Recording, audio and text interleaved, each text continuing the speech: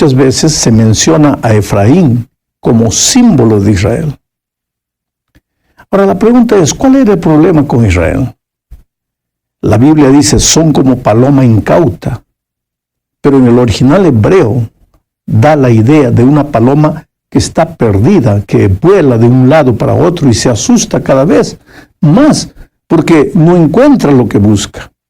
Bueno, el problema de Israel era que al ver la amenaza de los enemigos, primero pidió ayuda a Egipto, después pidió ayuda a Siria. Y a pesar de que esas dos naciones ya habían probado que no se podía confiar en ellas, ellos continuaban, o los israelitas continuaban buscando ayuda con ellos. Si los líderes hubiesen prestado atención a las advertencias proféticas, sabrían que un día Asiria invadiría su tierra. Pero los israelitas eran los típicos seres humanos que oyendo no oyen y viendo no ven. Entonces Dios les dice que los atrapará como con una red y los entregará a sus enemigos. Aquí hay algo que debemos aclarar. Dios no manda desgracias a su pueblo. Presta bien atención. Todo lo que te hace sufrir, todo lo que te trae dolor, nace en la mente del enemigo. Dios, querido, solo es Dios de cosas buenas. Pero el escritor bíblico le llama juicios divinos o castigo divino o ira divina a las consecuencias naturales de las decisiones equivocadas del ser humano. Dios es vida. Mira, si quieres vivir en la vida y disfrutar de la vida, necesitas estar en armonía con el Dios de la vida, pero si te apartas de ese Dios de la vida, entras de manera natural en el territorio de la muerte.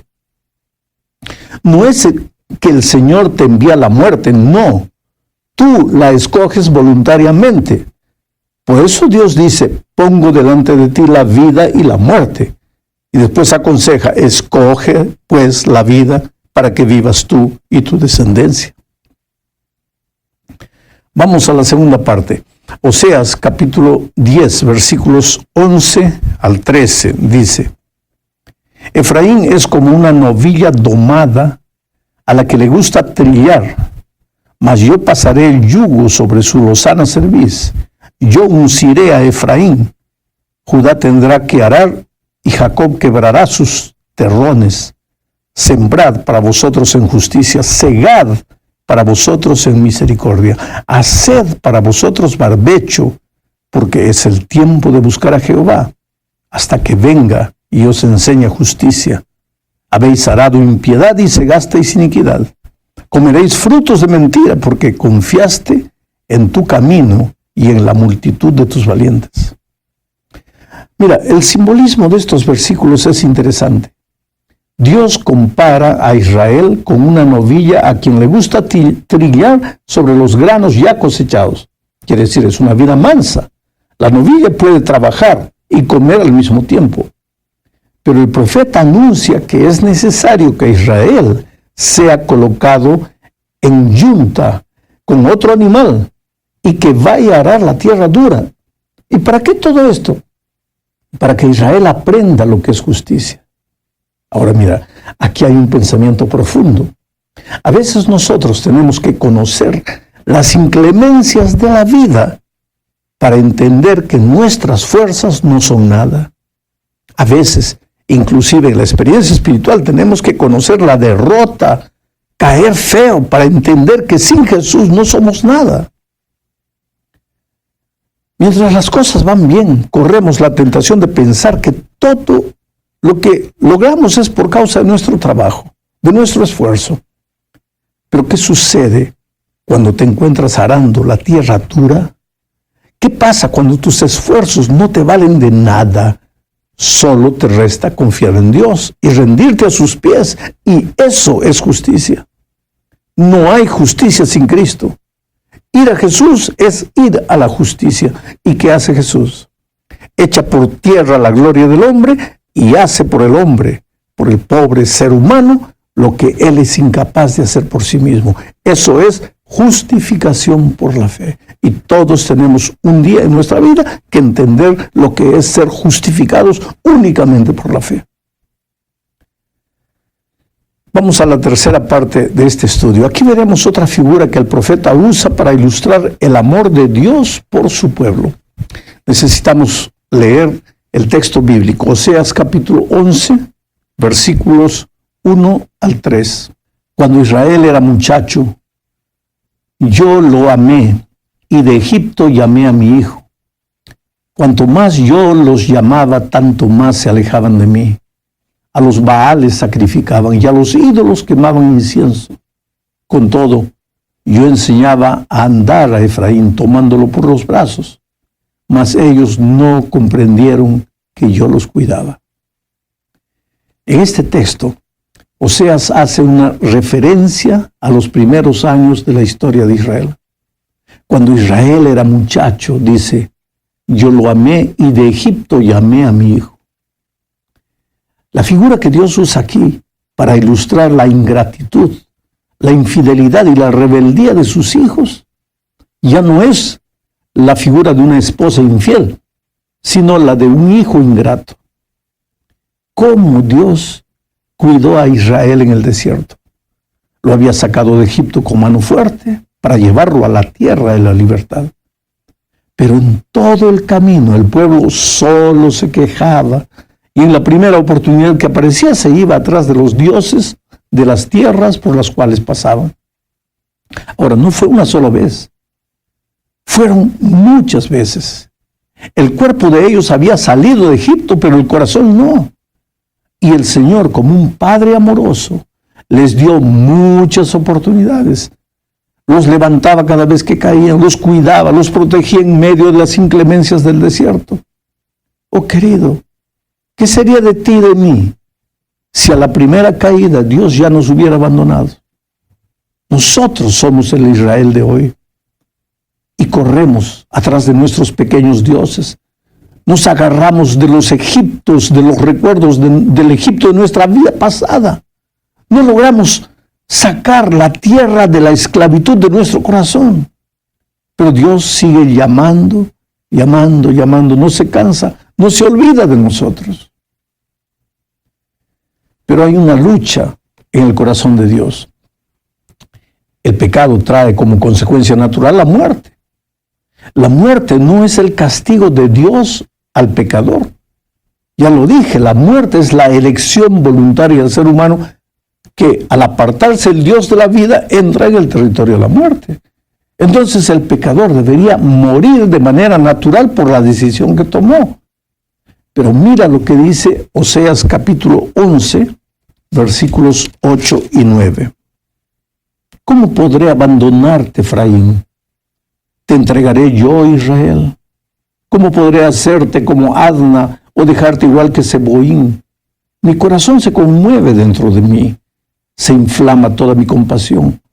No ejecutaré el ardor de mi ira, ni volveré a destruir a Efraín, porque Dios soy, no hombre. Soy el santo en medio de ti, y no entraré en la ciudad.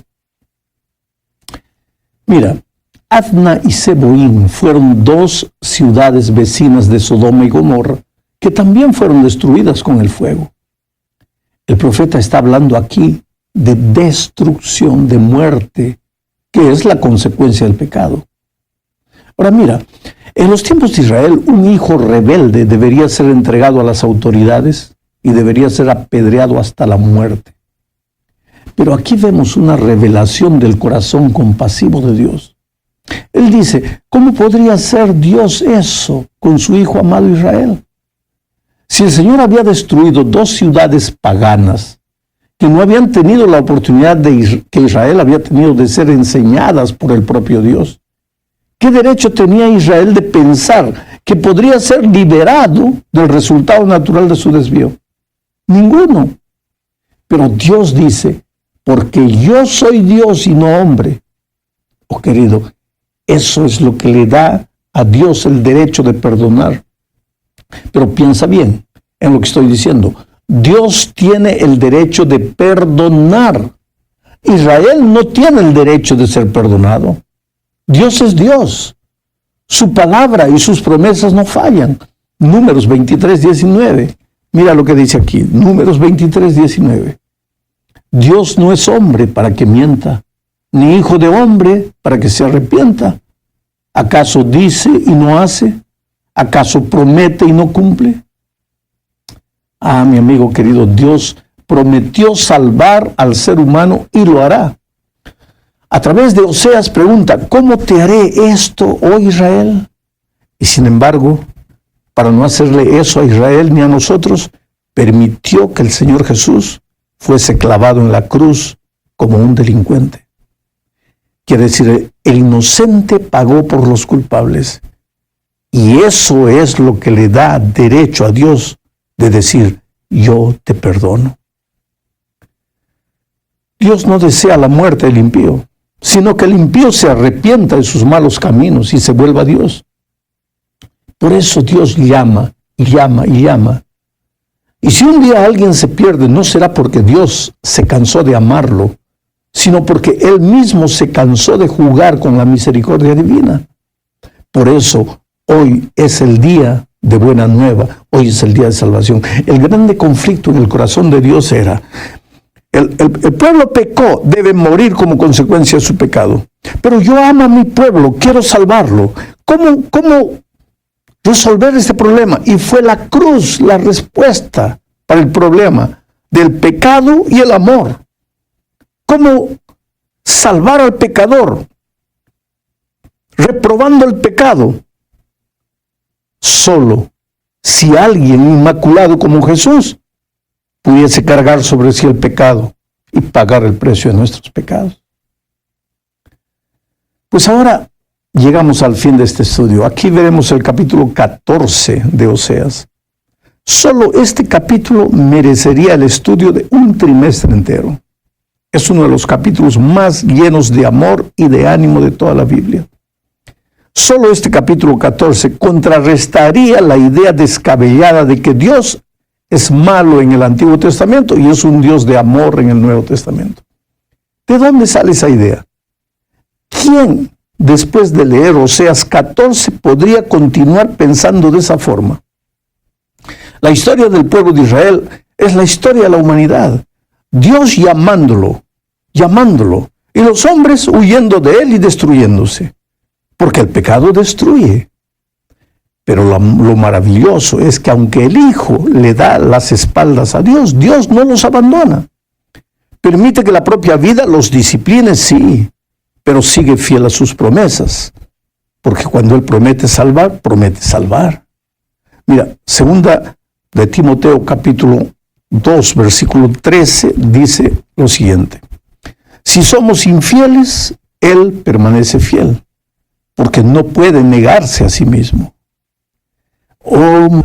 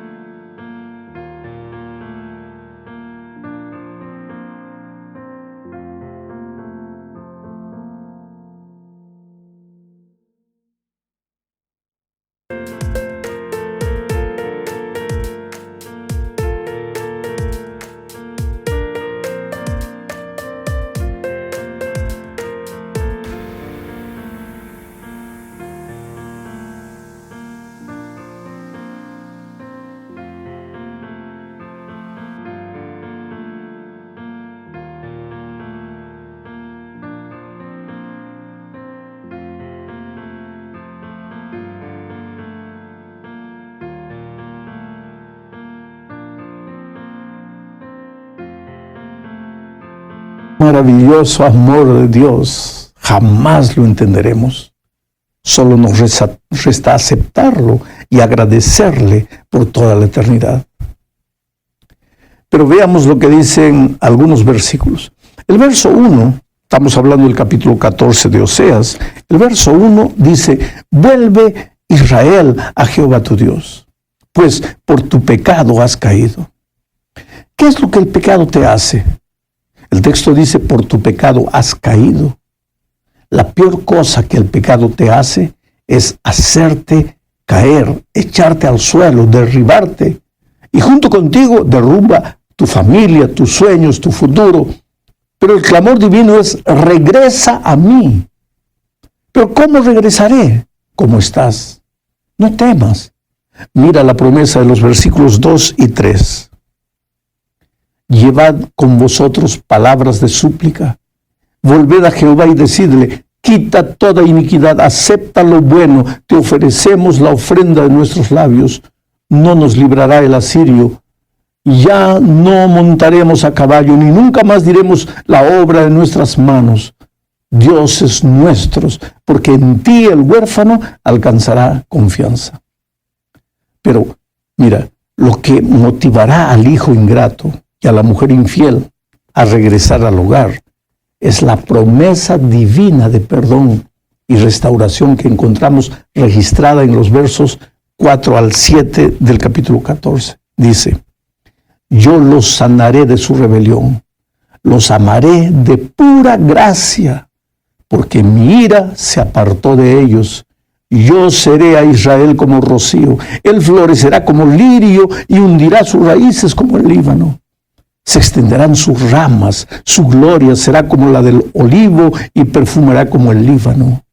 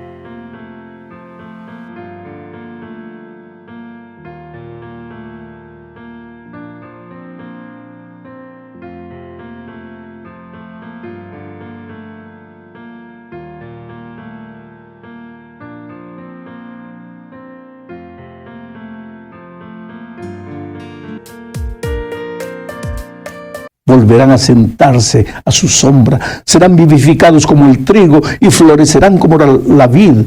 Su olor será como vino del Líbano. Qué cosa maravillosa. ¿Y cuál es el resultado final de tanto amor? El versículo 8 responde: Efraín dirá: ¿qué tengo que ver con los ídolos? Yo los oiré y velaré por él. Yo seré para él como un pino siempre verde. De mí procederá tu fruto. Hay dos ideas en este versículo. La primera es que finalmente el amor de Dios conquista el corazón del rebelde Efraín.